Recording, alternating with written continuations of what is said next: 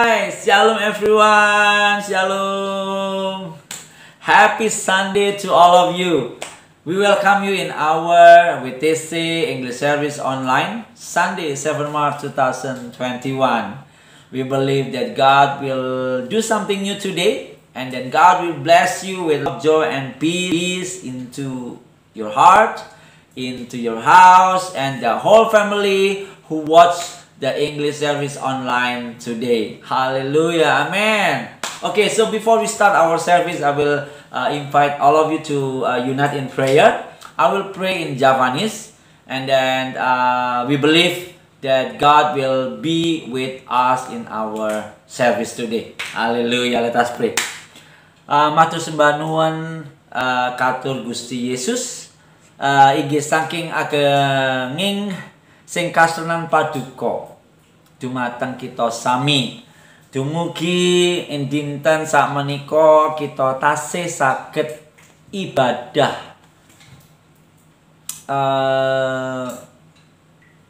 senawa mawi online.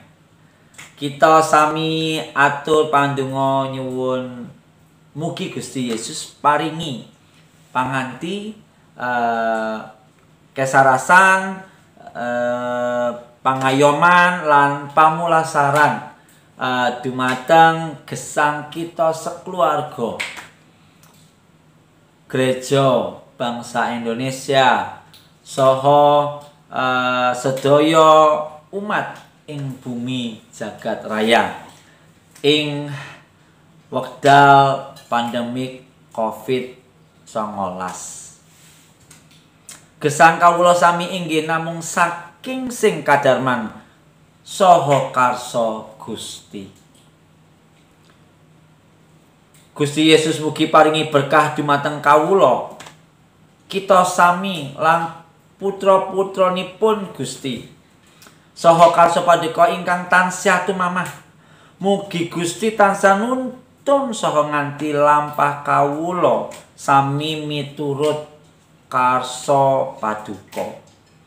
Amri gesang kawula sami tansah marani saha mrenaken pangalih paduka.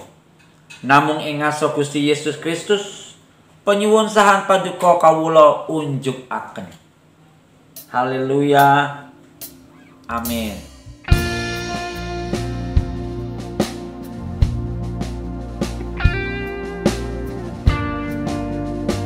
You are the Lord that heal us.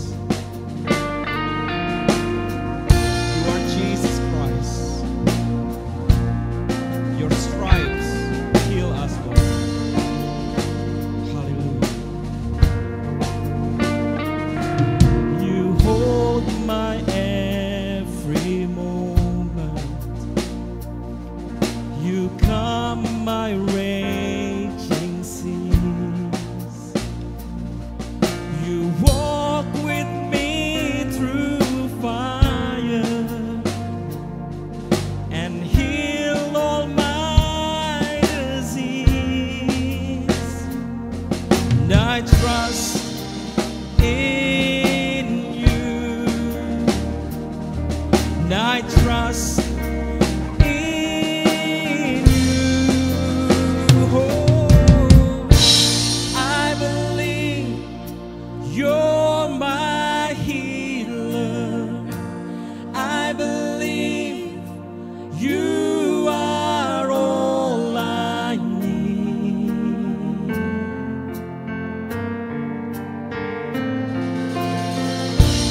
I believe you're my portion. I believe you're more than enough for me. Jesus, you're all I need.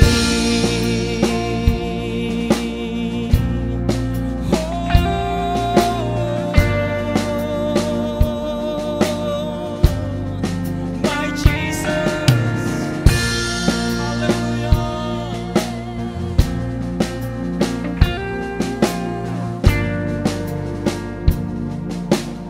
Say with me, you hold my every moment. You hold my every moment. my raging seas. You walk with me through fire and heal all my disease. Say with faith, I trust in you. I trust in you. I believe you're my healer. I believe you are all I need.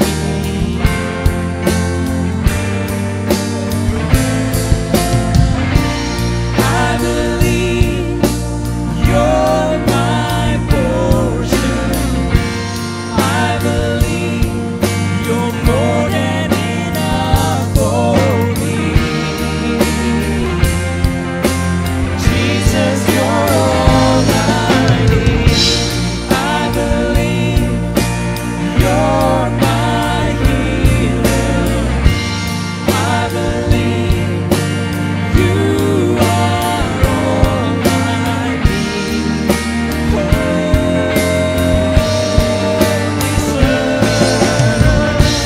I believe you're my portion. I believe you're more than enough for me.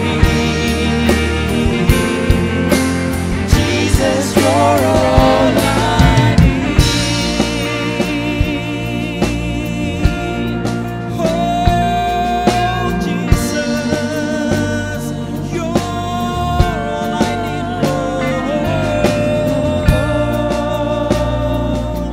We give you glory, Lord. We give you praise. Kirarabosando, karababasota, la la la la la la la la bosende, la la la la la bosende, la la bosende, kira. Oh, Lord, we give you all the glory, Lord. We worship you, Lord.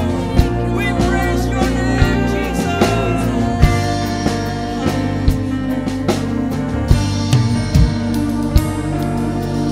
Nothing is impossible for you. Nothing is impossible. 'Cause nothing is impossible for you. You hold my world in your hands.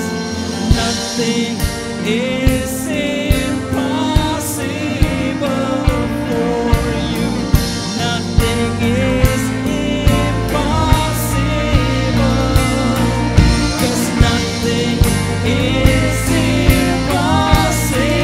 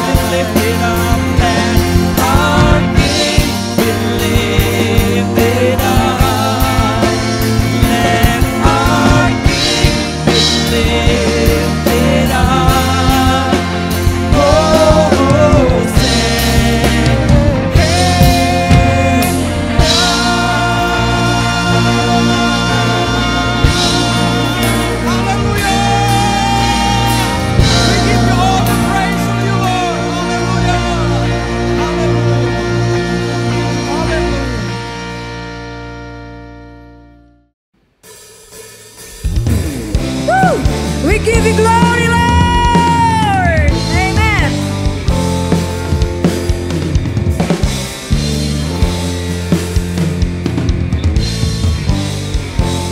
I give you glory for all you've brought me through. And now I'm ready for whatever you want to do. I'm moving forward to follow after you. And now I'm ready for whatever you want to do. Yes, I'm ready. Yes, I'm ready for whatever you want to do. Oh, your presence is an open door. We want you, Lord, like never before. Your presence is an open door. So come now, Lord, like never before.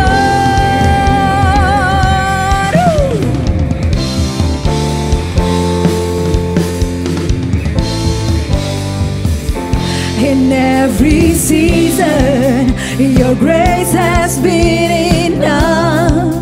Oh, and I'm believing the best is yet to come. Oh Lord, the cross before me, my hope on things above. And in you, Jesus, the best is yet to come. Your presence is an open door.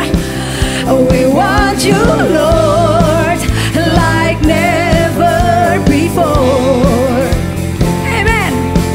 Your presence is an open door. So come now, Lord, like never before. Your presence is an open door. Oh yes, oh yes, oh yes. I want you, Lord, like never before. Your presence is an open door. So come now, Lord, like never before. Oh, yeah. We know breakthrough is coming, oh Lord. Amen. Whew. Say it with faith. Amen. I know breakthrough is coming. By faith, I see a miracle. My God made me a promise that it won't stop now. I know breakthrough is coming. By faith, I see a miracle. My God made me a promise and it won't stop now. I know breakthrough. I know breakthrough is coming. By faith, I see a miracle. My God made me a promise and it won't stop. I know, I know, I know, I know. I know breakthrough is coming. By faith, I see a miracle. My God made me a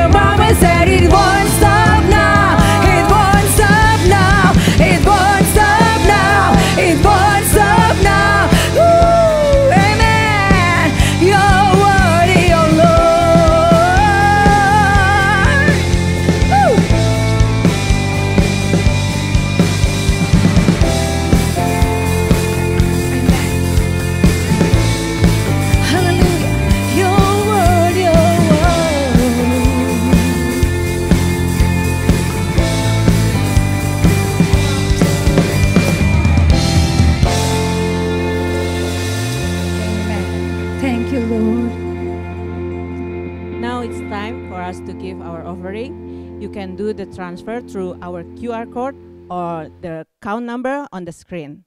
And before we give, now let us pray. Father God, we thank you that you have blessed us abundantly in so many. Thank you, Lord Jesus. Now we want to give our offering with a grateful heart and a joyful. Thank you, Lord Jesus, and in the name of mighty Jesus we pray. Amen. Now before we give, let us do the declaration. 1, 2, and 3. When we bring our offerings, we believe that the gates of heaven are open, and the blessing of the Lord are poured out. I have a better business, job, and education. Profit, bonus, and assets will be multiplied. God will bring old and new customers to me. All bills will be paid off. I own a house on earth and in heaven, receiving gifts, surprises, and rewards. A soulmate will be given to those who are single. There is no barren person in our midst, and families are living in harmony. All enemies, sickness, and loss will be rebuked from our lives, family, job, and our businesses. This is the time to give the offering in the name of Jesus. Hallelujah. Amen.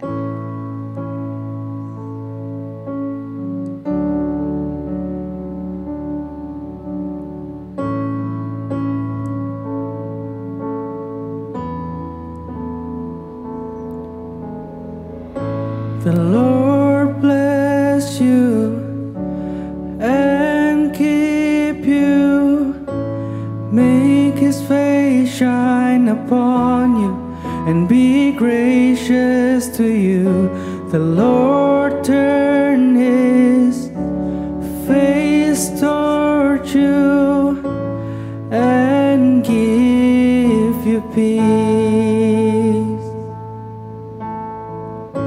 The Lord bless you and keep you. Make his face shine upon you and be gracious to you.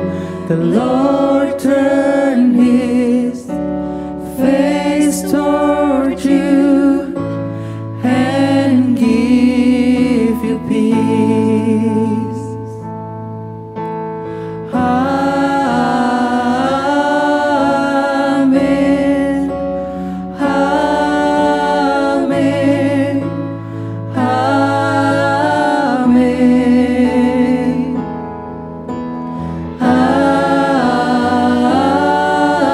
Amen.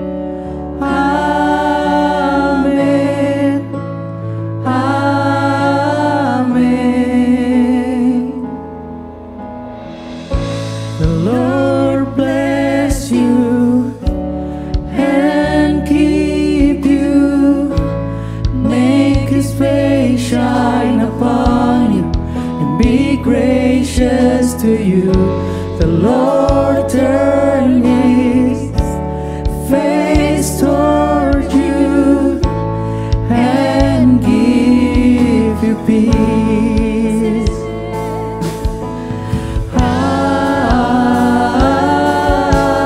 Amen. Amen.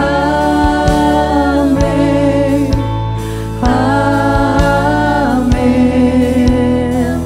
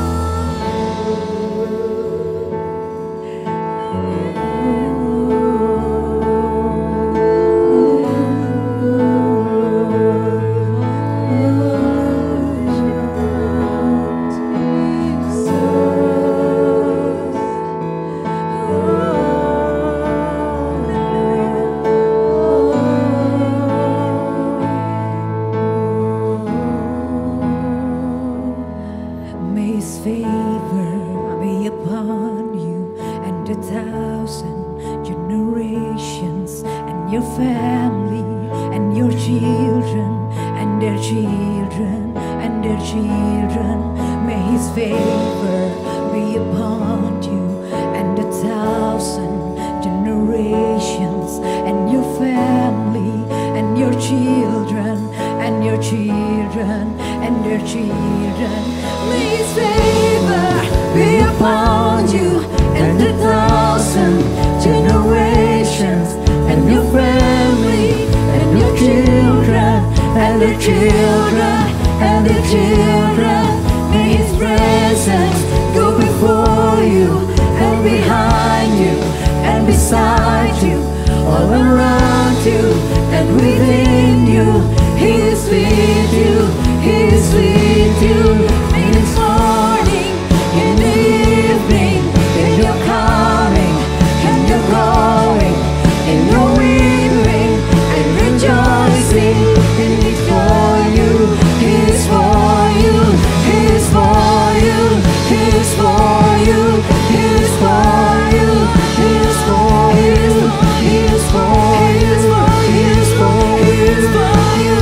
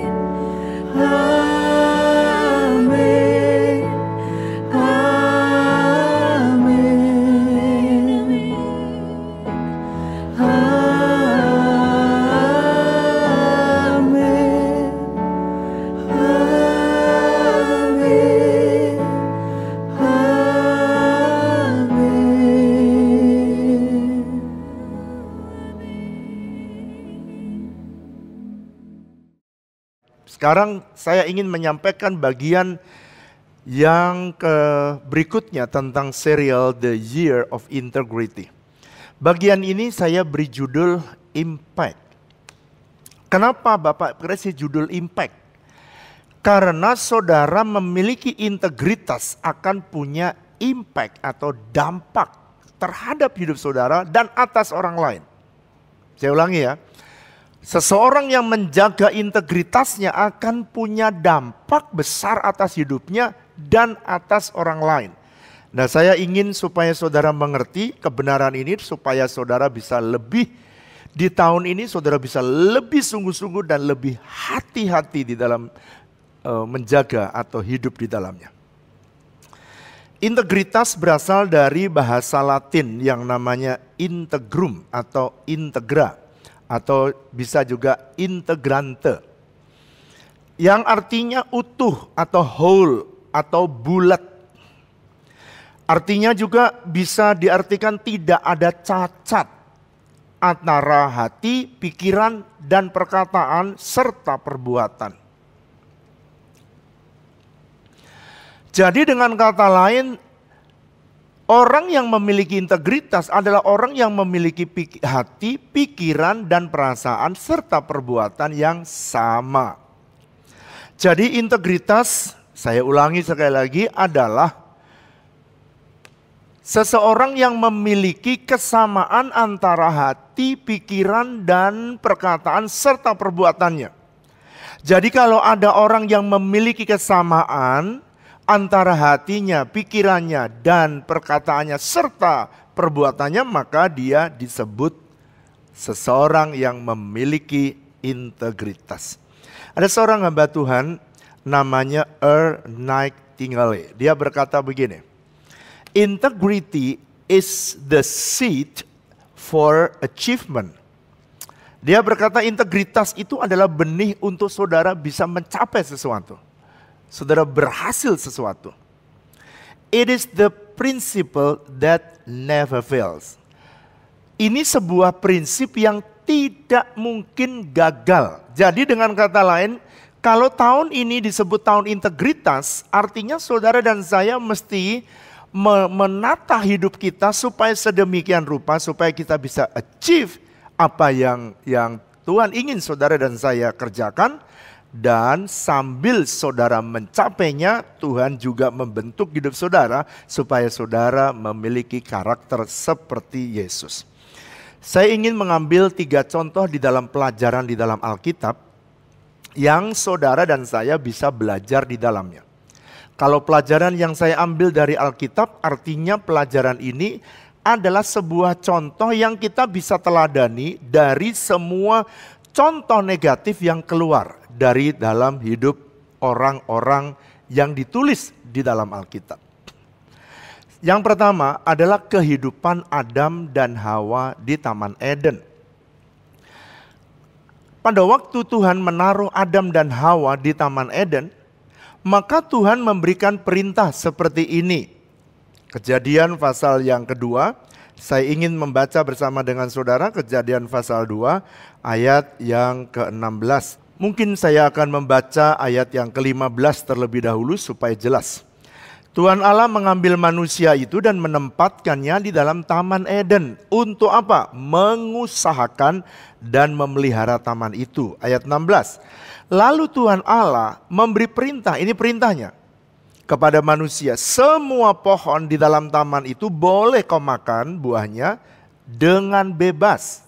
Tetapi pohon pengetahuan tentang yang baik dan yang jahat itu janganlah kau makan buahnya. Sebab pada hari engkau memakannya, pastilah engkau mati. Jadi pada waktu Tuhan menempatkan Taman Eden, Tuhan sudah berbicara, Adam, kamu pekerjaannya mengusahakan. Pekerjaan kamu memelihara. Oke, perhatikan ya, ini perintah. Lalu kemudian Adam diberitahu, semua buah di dalam taman ini boleh kamu makan. Apa saja silakan, sok ambil. Ada ribuan pohon dan saya percaya dia tidak bakal kehabisan sedikit pun dari buah yang baik yang disediakan oleh Tuhan. Tetapi Tuhan bilang hanya 2 saja yang tidak boleh kamu makan buahnya dari pohon ini. Yaitu pohon tentang pengetahuan yang baik dan yang jahat. Dan yang kedua adalah pohon kehidupan. Jadi ada agreement atau ada perintah dan kesepakatan bahwa Adam akan menjalankannya. Tuhan berkata di dalam ayat yang ke-16 dan 17, semua pohon di dalam taman boleh kamu makan. Dengan bebas buahnya silahkan. Tetapi buah dari pohon pengetahuan yang baik dan yang jahat jangan kau makan. Kenapa? Kalau kamu memakannya kamu akan mati.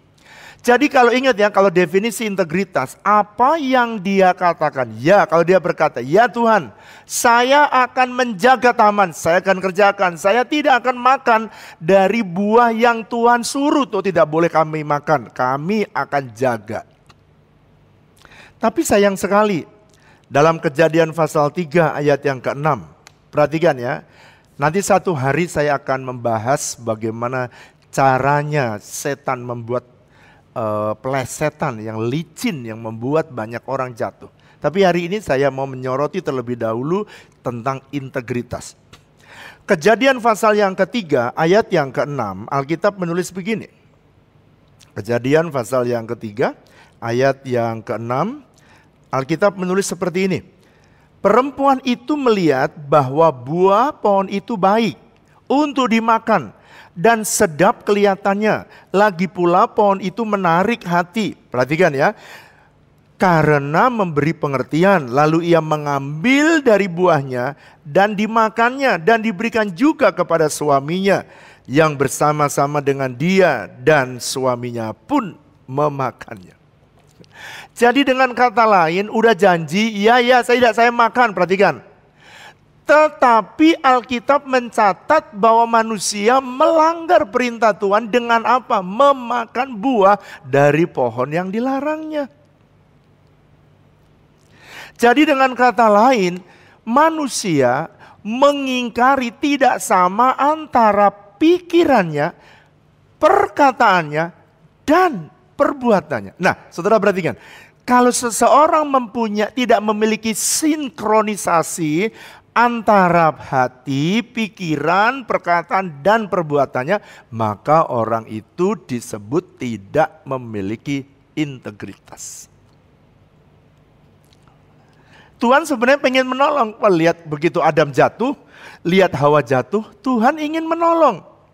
Dan kemudian Tuhan datang di Taman Eden. Kalau saudara dengar baca selanjutnya, Kejadian pasal 3 ayat 11. Tuhan bertanya kepada Adam, di manakah kamu, Adam? Alkitab menulis dia takut dan dia bersembunyi. Dan dia berkata, aku telanjang Tuhan. Pada waktu manusia berkata, aku telanjang. Wah, jangan-jangan dia memakan buah. Pada waktu itu Tuhan langsung straight to the forward. Karena dia pengen bicara kepada Adam, menolong Adam. Supaya Adam ini bisa kembali kepada dirinya yang utuh. Waktu itu diciptakan Tuhan, Adam itu utuh, whole. Pada waktu Tuhan menciptakan manusia itu sungguh amat baik. Artinya apa saudara? Artinya ya sempurna Tuhan menciptakan manusia. Jadi Tuhan ingin mengembalikan dia punya integritas. Tapi sayang ketika Tuhan bertanya, ayat yang ke-11, Tuhan bertanya kepada Adam, Adam, apakah kau makan dari buah pohon yang aku larang itu? Sebenarnya apa sih? Kenapa sih Tuhan makan? Tuhan juga tahu. Tuhan Maha tahu. Apa yang kita lakukan Tuhan juga tahu. Kenapa sih Tuhan kok bertanya seolah-olah tidak tahu? Adam, kamu makan buah yang aku larang enggak? Sebenarnya Tuhan ingin mengembalikan integritas Adam. Coba kalau seandainya Adam di kala itu langsung sujud kepada Tuhan dan berlutut dan mengakui Tuhan, nggak sama nih perbuatanku dengan perkataanku, dan dia sujud, dia minta ampun. Ceritanya akan lain saudara, akan lain ceritanya. Itu sebabnya karena kita bisa lihat sebuah contoh dan reaksinya justru Kejadian pasal 3 ayat 12. Alkitab menulis justru ia malah dia berkata, kamu makan buah pohon itu Adam. Dia jawab gini ayat ke-12. Tidak, istriku. Dijawab malah istrinya. Padahal dia makan, malah nyalain istrinya. Istrinya ditanya, Hawa, kamu makan juga ya? Hawa sama nggak punya integritas. Itu ular, coba perhatikan. Ini kan sifat turun-temurun sampai hari ini. Kalau ada orang yang berbuat salah, dia selalu salahkan temannya. Cari kambing apa saudara? Guling, bukan kambing hitam. Siapa yang suka cari kambing hitam, mari benahi tahun ini. Kalau saudara pengen bebenah, oke? Pak, kenapa sih Bapak bicara sedemikian? Karena saya akan bicara 3 tokoh di dalam Alkitab, 3 orang di dalam Alkitab, dan karena dia tidak memiliki integritas, punya impact besar terhadap kehidupan. Saya berdoa saudara tidak boleh main-main, sebab saya melihat banyak orang sengsara oleh karena mereka tidak memiliki integritas. Jadi kalau begitu, dari definisi ini apa Pak yang disebut integritas? Integritas dari cerita ini adalah mengatakan ya di atas ya dan mengatakan tidak di atas tidak. Jadi orang yang punya integritas, if yes say yes, if no say no. Itu Alkitab. Saudara, kenapa sih Bapak membahas ini? Perhatikan ini. Yang satu hari saya lagi istirahat, ya istirahat sore. Lalu kemudian ketika saya bangun tidur, saya biasa kalau bangun tidur saya mengucap syukur. Di tengah-tengah saya mengucap syukur, Tuhan tuh berbicara khotbah ini kepada saya. Saya tiba-tiba, kamu bicara, ya, orang-orang yang tidak memiliki integritas, itu impact-nya besar. Sebenarnya Adam dan Hawa hidupnya udah bahagia, udah nikmat, berkecukupan, bahkan saya bilang berkelimpahan. Tetapi sayang, akibat dari dia tidak mengatakan ya di atas ya dan tidak mengatakan tidak di atas tidak, akibatnya dia harus dilemparkan keluar dari Taman Eden. Artinya apa? Manusia kehilangan keilahiannya. Wah, ini paling bahaya. Menurut saya ini yang paling bahaya. Saudara, kalau seseorang sudah kehilangan keilahiannya Tuhan dalam hidupnya, atau dia kehilangan faktor Tuhan, sama saja tuh, dalam hidupnya, maka saudara, orang itu akan mengalami banyak kesukaran dan kesulitan dalam hidup. Pak, apa sih artinya kehilangan keilahiannya? Saya definisikan dua orang yang kehilangan keilahiannya. Yang pertama, orang itu yang seharusnya tinggal di Taman Eden, di mana dia mengalami covering, dia mengalami protection, dia mengalami penyediaan. Tapi sayang sekali, di dalam Taman Eden manusia memiliki unsur Tuhan secara langsung, tetapi dia kehilangan unsur Tuhan. Seharusnya dia mengalami penyediaan secara ilahi, tapi dia tidak memiliki unsur Tuhan. Jadi faktor keilahian Tuhan tidak lagi ada intervensi di dalam hidup dia. Ini menurut saya yang paling susah dalam hidup ini. Padahal, kalau saya mau jujur ya, keberhasilan seseorang, keberhasilan semua saudara, itu selalu ada unsur manusia dan ada unsur Tuhan. Selalu. Saya nggak bicara orang lain, saya bicara saudara. Jadi kalau seseorang kehilangan keilahiannya, maka dia kehilangan unsur Tuhan di dalam hidupnya.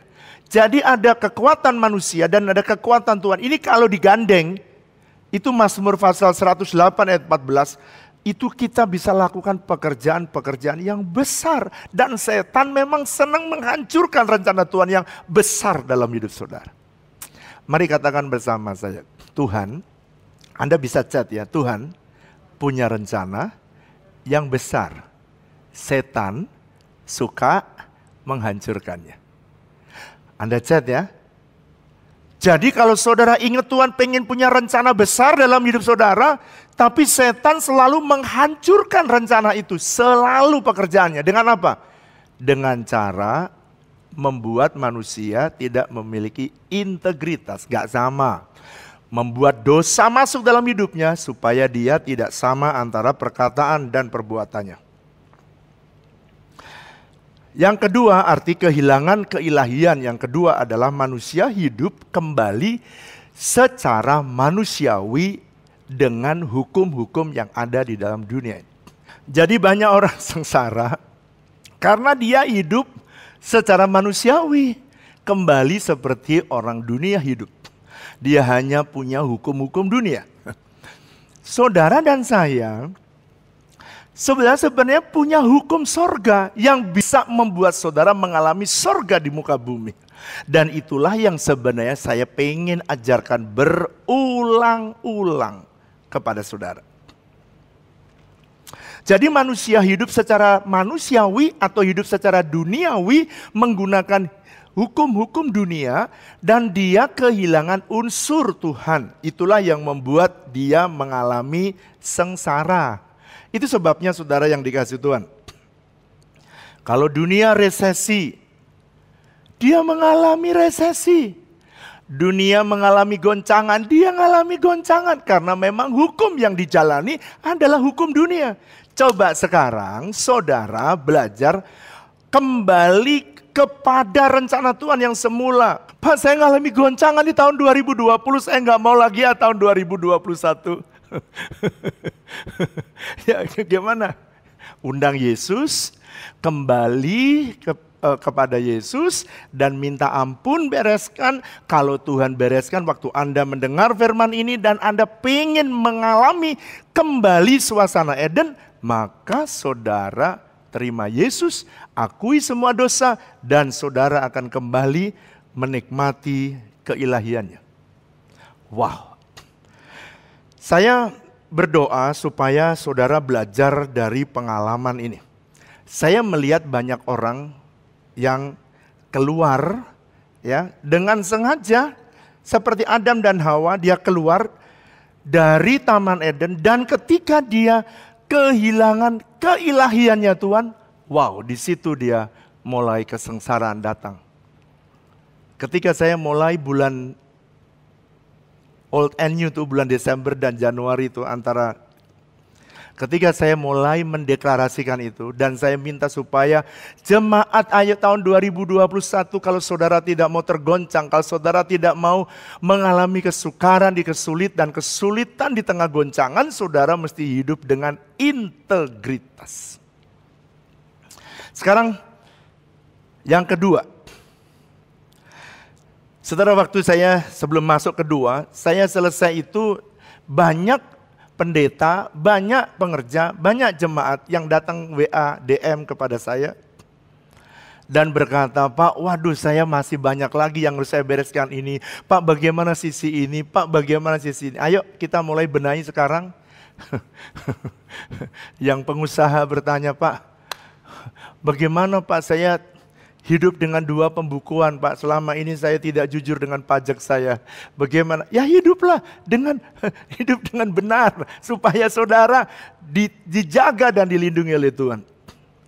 Itu sebabnya di gereja saya perintahkan, saya minta Pak Juhardi, elders yang membawai bagian keuangan, kamu jangan lupa ya, kita punya yayasan harus bayar pajak. Kenapa? Karena saya kok ketua pembinanya. Jangan sampai kita nggak benar di hadapan Tuhan. Saya yang obrak-obrak bayar pajak. Saudara tahu nggak obrak-obrak? Saya yang mengingatkan, bikin, bayar. Kenapa saudara? Saya mau benar di hadapan Tuhan dan di hadapan manusia. Ada orang yang mengalami, ketika saya berbicara ini mulai bebenah, Pak saya suka bohong ini, saya buka bohong ini. Ayo bereskan hari ini supaya unsur Tuhan atau keilahiannya Tuhan tetap ada dalam hidup kita. Supaya saudara bisa mengalami perkara-perkara yang mustahil, perkara-perkara yang ajaib bisa terjadi dalam hidup saudara. Sekarang yang kedua. Yang kedua adalah cerita orang yang tidak memiliki integritas. Kalau tadi dia makan buah, ya. Sekarang kita lihat Kisah Rasul pasal yang kelima, ayat yang pertama sampai ayat ke-8. Kisah Rasul pasal yang kelima, ayat yang pertama sampai dengan ayat yang ke-8. Tapi saya baca ayat yang penting-penting saja. Ada seorang lain yang bernama Ananias. Ia beserta istrinya Safira menjual sebidang tanah. Dengan setahu istrinya, perhatikan, setahu istrinya, ia menahan sebagian dari hasil penjualan itu. Dan sebagian lain dibawa dan diletakkan di depan kaki rasul-rasul. Tetapi Petrus berkata, Ananias, mengapa hatimu, perhatikan garis bawahi, kenapa hatimu dikuasai iblis sehingga engkau mendustai Roh Kudus dan menahan sebagian dari hasil penjualan tanah itu? Saudara, ada dua orang. Satu Ananias dan istrinya namanya Safira. Kalau saudara punya nama Safira, gak usah diganti, gak usah. Cuman hidupnya aja dirubah. Ananias dan Safira, ini saudara, saya pengen supaya saudara mengerti. Dia punya ladang, dia punya tanah. Tanah sebelum dijual juga kekuasaan ada di tangan dia. Oke, pertama. Dua, Petrus mengingatkan dia, kenapa sih hatimu kok busuk? Kenapa hatimu kok jahat? Sebab integritas itu mulai dari hati yang sama dengan pikiran. Karena kalau hatinya udah beda dengan apa yang akan dikerjakannya, orang itu sebenarnya sudah diambang pintu keluar dari integritas. Tetapi Rasul Petrus dia menolong Ananias dan Safira. Apa yang dikerjakannya? Kisah Rasul pasal yang kelima tadi. Ananias dan Safira dia tidak memiliki integritas. Karena mulai dari hati dan dari perkataan ayat yang berikutnya serta perbuatannya tidak sama. Dan pada waktu saudara diberikan persembahan. Wow, ini hebat. Saya tanya saudara ya.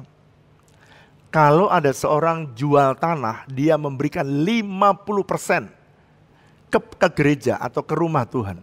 Saya tanya saudara, bagus nggak menurut saudara? Coba chat ya, chat. Jangan ngomong, chat. Bagus nggak kalau seseorang jual tanah, lalu kemudian 50% diserahkan ke rumah Tuhan? Wow, ayo, bagus nggak menurut saudara? Kalau menurut saya, bagus. Bagus. Pak, kenapa kesalahannya di mana dia menyerahkan 50% kok mati? Alasannya adalah karena dia ditanya Petrus, apakah ini ada hasil dari seluruh penjualan dari tanah itu? Sebenarnya sederhana, kalau dijawab enggak 50%, ya sudah. Sebenarnya saudara, dia pengen kelihatan bagus di depan umum. Karena pada waktu itu semua orang tuh kalau menjual diserahkan di kaki Rasul.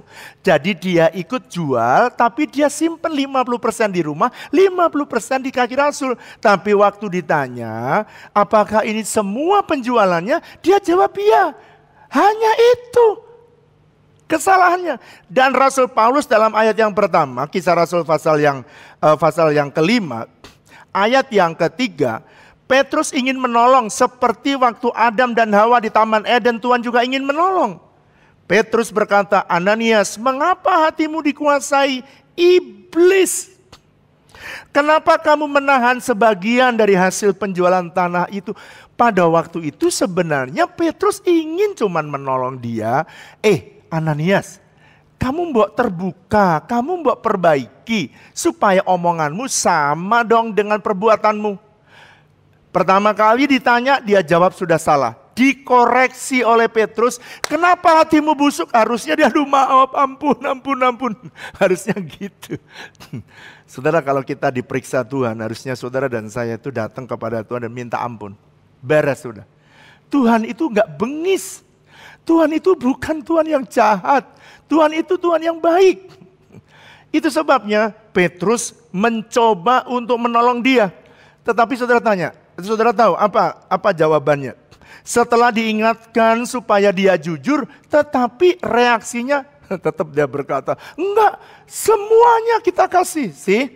Pada waktu dia berkata, supaya di depan orang kelihatannya bagus, di depan banyak orang. Di depannya kelihatan bagus, padahal itu ada resikonya. Orang yang tidak sama antara hati, pikiran dan perbuatan dan tindakannya tidak sama. Saya ulang, orang yang memiliki hati, pikiran dan perasaan dan perkataan serta perbuatan tidak sama, memiliki impact yang besar dalam hidupnya dan orang lain. Mungkin saudara bertanya begini kepada saya, Pak, kan salahnya cuma 50% enggak. Nah, perhatikan ini. Ini saudara yang dicatat saja di dalam Alkitab. Saudara perhatikan, orang ya tidak mungkin ada buah kalau akarnya itu enggak dalam. Enggak mungkin ada akar baru satu lalu berbuah. Buah itu kelihatan kalau akarnya udah banyak. Saudara, kita kalau nanam buah, pohon buah, itu akarnya udah dalam dulu, baru keluar buah. Jadi kalau saudara lihat buahnya keluar, kan cuma satu. Iya, satu yang dicatat. Tapi sebelumnya ada akar-akar kebohongan yang sudah dikerjakan oleh Ananias dan Safira sepanjang hidupnya. Enggak mungkin orang itu berdosa, ya. Tidak mungkin orang itu melakukan sesuatu yang sebenarnya ya akarnya itu yang harus dibereskan. Nah, saudara, banyak orang tidak mau dibereskan Tuhan di bagian akarnya. Saya berdoa, mari bereskan hati kita dengan Tuhan. Sebab hanya Tuhan yang tahu hidup kita setelah itu. Nah, saya mau mengingatkan kepada setiap kita. Ketika mereka berkata ayat yang ketiga, dia berkata, kenapa kamu hatimu dikuasai? Ayat yang keempat, Rasul Petrus berkata, selama tanah itu tidak dijual, bukankah itu juga kepunyaanmu? Setelah dijual, bukankah itu juga hasilnya tetap ada dalam kuasamu? Mengapa engkau merencanakan perbuatan? Kalau dari hati sekarang, perkataan sekarang perbuatan. Bukankah perbuatan itu dalam hatimu engkau bukan mendustai manusia, tetapi kamu mendustai Tuhan. Nah, ini yang saya mau sampaikan. Kelihatannya catatannya kecil hanya karena berdusta. Tapi sebenarnya the whole body, seluruh kehidupannya, the whole life, seluruh cara hidupnya dia sebenarnya diliputi dengan tidak memiliki integritas. Kalau saya mau pakai bahasa sekarang, mengapa engkau merencanakan bohong atau kebohongan dari dalam hatimu, keluar perkataanmu, bahkan sampai perbuatan. Rasul Petrus mengoreksi 2 kali, tetapi tetap dia menetap kekeh. Kenapa, saudara? Karena mereka sudah terbiasa. Saudara, hati-hati ya. Saudara, kalau orang tuh kalau nggak biasa bohong, mau bohong aja, saudara. Itu deg-degannya, mau bohong, belum bohong nih, mau bohong aja. Di sini jantungnya itu biasanya debarannya 60, bisa 1200. Apa yang terjadi? Apa yang terjadi ketika itu terjadi? Maka saudara harusnya berhenti. Saya kalau mau melangkah sesuatu yang salah, di sini ada jantung yang berdebar lebih daripada yang biasa. Dan apa yang terjadi? Harus mundur, bereskan. Jadi kalau begitu, Pak, apa definisi integritas dari cerita Ananias? Ini definisinya. Integritas adalah melakukan dengan benar meski tidak ada satupun orang yang melihat. Banyak orang yang pengen dikenal baik, padahal dalamnya busuk. Jadi C.S. Lewis dia berkata begini, integrity is doing right thing even when no one is watching. Dia berkata, ya integritas itu mengerjakan sesuatu yang benar sekalipun gak ada orang lain melihat. Atau dengan kata lain, dia mengerjakan sesuatu yang sama ketika di dalam publik maupun di dalam private atau pribadi.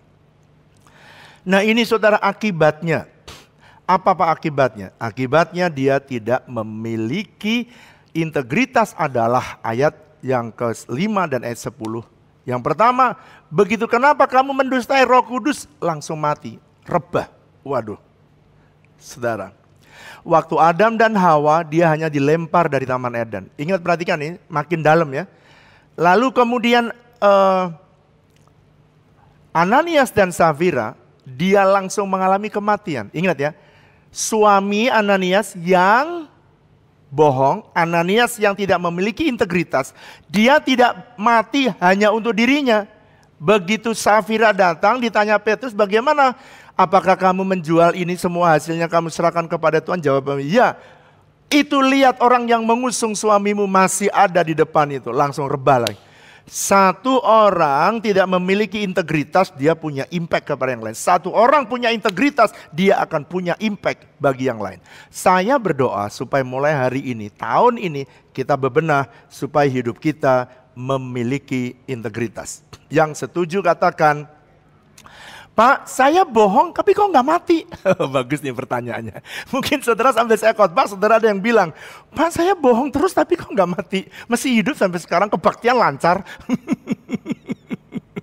Ada orang yang suka begitu. Dengarkan. Dengarkan. Pak, saya bohongin banyak tuh, tapi hidup aja. Ya oke. Kematian, kalau Ananias dan Safira, kematiannya fisik langsung. Des, mati. Apakah Petrus lebih hebat daripada Tuhan? Enggak. Tuhan berkata, kalau kamu makan buah itu kamu akan mati. Kok Adam enggak langsung mati seketika? Dengarkan ya, kematian itu banyak. Kematian Adam seketika itu adalah kematian relasi atau hubungan dengan Tuhan. Makanya tadi saya katakan hilang keilahiannya Tuhan dalam hidup dia. Ananias dan Safira dia mati fisik. Tapi banyak orang sekarang yang pada waktu saudara bisnismu tidak ada integritas, ya bisnismu yang mati. Bisnismu, orang lain dia lancar, dia diberkati. Saudara mungkin bisnis, hidup segan mati tak mau. Why? Kenapa? Karena nggak jujur dengan Tuhan. Nggak jujur dengan teman, nggak jujur dengan keluarga. Saya tidak tahu apa yang harus saudara dan harus diperbaiki. Hanya saudara yang tahu. Pak, saya kok nggak mati? Matinya macam-macam saudara. Ada yang mati hubungan, ada yang mati fisik, ada yang mati bisnisnya, ada yang mati keluarganya. Kenapa? Karena dia nggak setia sama istrinya, yang dibohongin istrinya, yang mati apanya? Relasi dengan istrinya, hubungan dengan istrinya. Maka keluarganya cerai. Hamba Tuhan juga ada yang cerai. Jemaat juga ada yang cerai. Orang dunia juga banyak yang cerai. Kadang-kadang saudara berkata, Pak dulu network saya begitu banyak, kenapa network saya sekarang dikit? Coba jangan-jangan karena integritasmu tidak benar di hadapan Tuhan. Saudara, kalau kematian fisik itu ringan, begitu mati udah selesai saudara. Tapi kalau kematiannya kematian bisnis, aduh. Banyak orang di Jepang, kemarin saya sitir, yang meninggal, yang jumlahnya COVID 2080, yang meninggal 2160 karena bunuh diri, bukan meninggal beneran, bunuh diri lebih banyak. Kenapa? Kematian bisnis mereka. Saya berdoa ayo kembali kepada panggilan Tuhan yang semula, memiliki karakter Yesus. Wow. Yang ketiga, jadi ada orang yang gara-gara buah di luar taman. Ada orang yang gara-gara duit mati, bisnisnya mati, pekerjaannya mati, keuangannya mampet. Jangan. Mari jaga integritas kita di hadapan Tuhan dengan benar. Yang setuju katakan amin. Yang ketiga saudara, 1 Samuel pasal yang ke-13 ayat yang ke-8 sampai 11, nanti saudara baca ya. Orang yang ketiga namanya Saul. Saul adalah pribadi yang tidak memiliki integritas. Kenapa Pak? Karena dia berjanji akan menunggu Samuel selama 7 hari. Dia janji aja 7 hari. Tetapi hari yang ke-7 Saul mempersembahkan korban. Jadi kesalahannya di mana Pak? Kesalahannya dia udah janji. Samuel adalah representasi Tuhan. Kalau saudara melihat hanya sekali dia bersalah. Tetapi sebenarnya ini adalah kebiasaan. Saudara ingat ya, kalau Anda lihat pohon, ada buahnya, bukan buah itu tiba-tiba enggak, ada akarnya. Ingat Samuel adalah representasi dari Tuhan. 1 Samuel pasal 15 ayat yang kedua sampai ayat yang ke-9. Saul itu sudah berjanji untuk mentaati perintahnya Tuhan. Ini bagian yang kedua. Nanti saudara baca ya supaya. Bahwa dia akan menumpas semua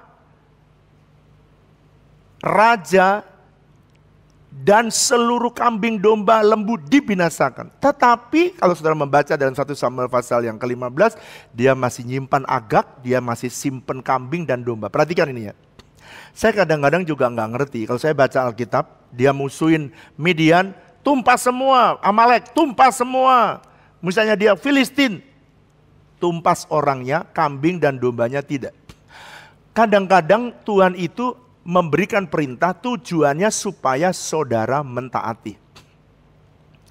2 kali, yang pertama dia gagal mentaati kepada Samuel, janjinya tidak ditepati, mulutnya dan perbuatannya tidak sama. Padahal dia mempersembahkan korban di hari yang ketujuh. Cuman bukan hari yang ketujuh terakhir. Kalau seandainya di hari ke-8, dia tidak menyalahi. Tapi Samuel datang pada hari yang ketujuh. Kenapa? Karena itu tes. Anda perhatikan. Kadang-kadang kejadian dalam hidup ini ada banyak tes yang saudara dan saya tidak tahu. Jadi kalau gitu Pak, perhatikan ya. Jadi dia ini memperkatakan ya padahal yang dilakukannya tidak. Kalau gitu Pak, apa sih definisi daripada integriti dari cerita Samuel ini?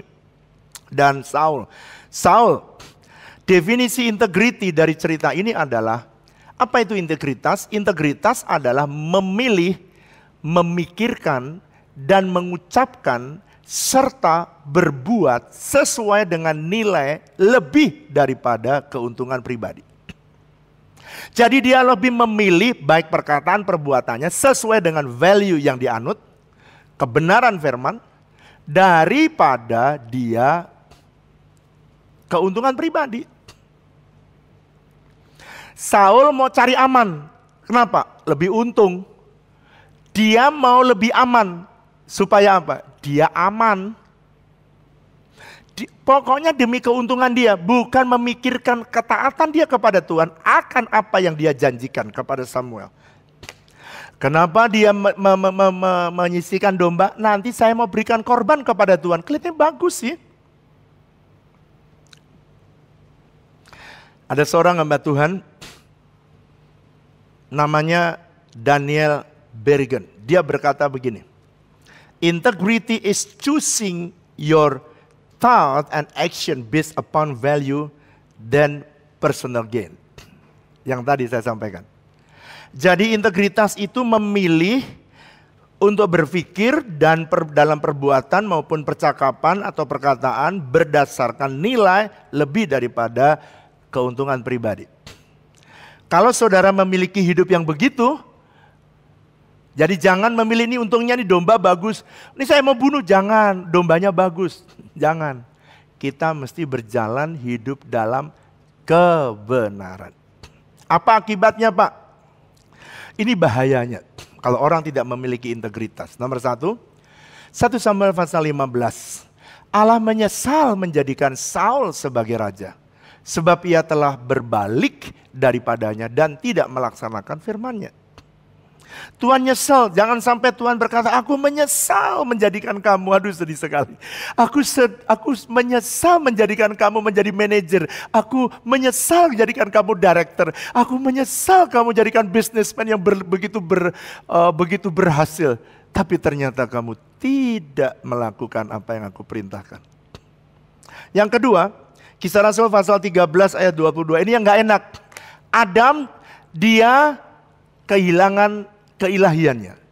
Ananias dan Safira mengalami kematian. Saul, Tuhan membuat Tuhan menyesal. Tapi yang mengerikan, Kisah Rasul pasal 13 ayat 22. Kisah Rasul 13 ayat 22. Tuhan menyingkirkan Saul dan mengangkat Daud untuk menggantikan kedudukannya sebagai raja.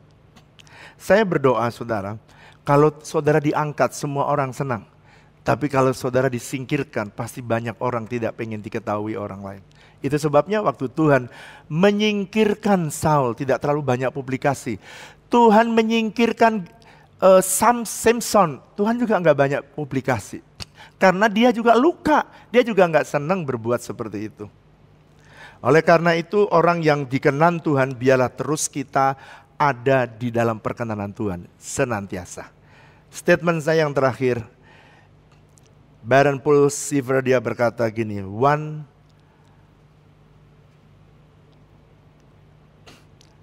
of the most prized possession is integrity. Dia berkata, satu harga yang sangat mahal yang kamu miliki adalah integritas. If this you, then you should never compromise it. Kalau itu saudara, jangan pernah kamu kompromi. Dan ini statement saya yang terakhir. Integritas itu adalah aset Anda yang sangat berarti.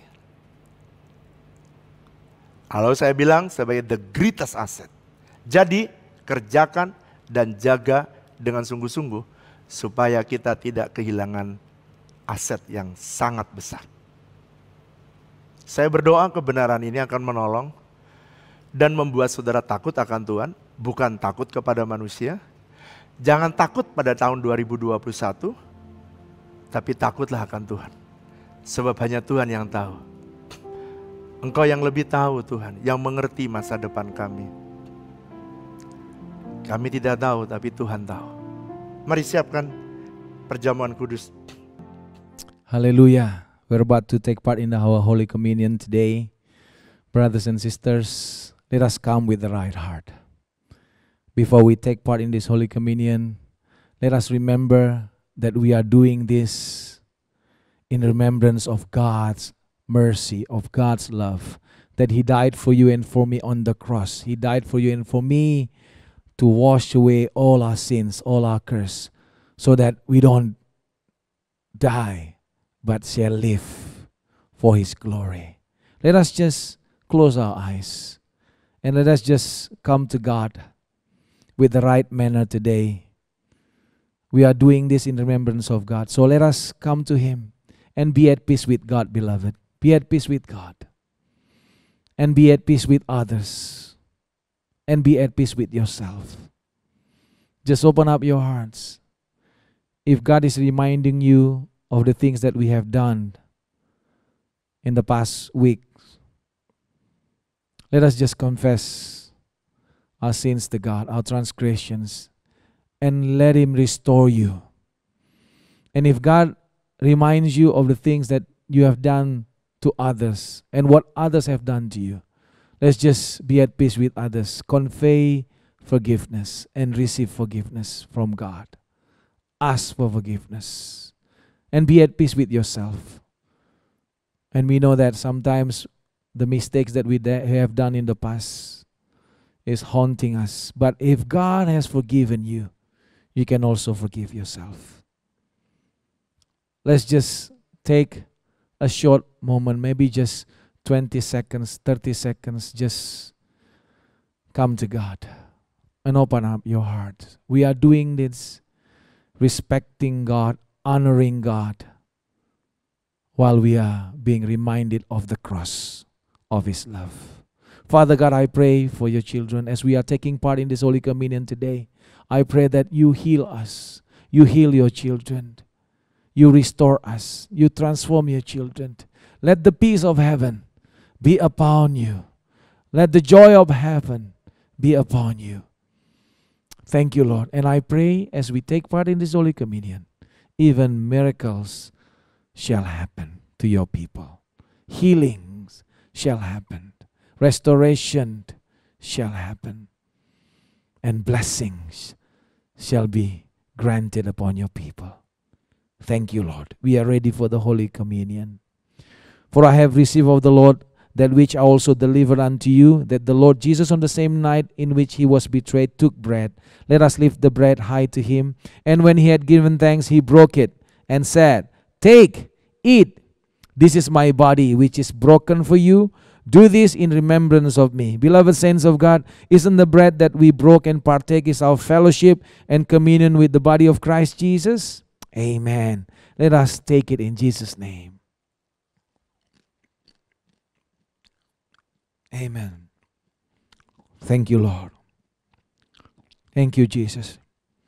Now let us lift up the cup high to Him also. Hallelujah. In the same manner, He also took cup after supper, saying, "This cup is the covenant in my blood. Do this as often as you drink it in remembrance of me." Beloved saints of God, isn't this cup upon which we give thanks is our fellowship and communion with the blood of Christ Jesus? Amen. Let's drink it in Jesus' name. Hallelujah. Hallelujah. Come on. Give Him thanks. Thank you, Lord. Thank you for the body broken for us. Thank you for the blood shed for us. Thank you, Lord, that we are already healed. By the stripes of Jesus, we are already healed. Our sins were washed away. And we know that heaven awaits us. Thank you, Jesus. I pray for your children again. Heal your children. Restore your children. Bring blessings to your children. Thank you, Lord. We give you honor. We give you glory. In Jesus' mighty name. Hallelujah. Hallelujah. Amen. Now, let us lift up your hands, open up your hearts, and receive the blessings.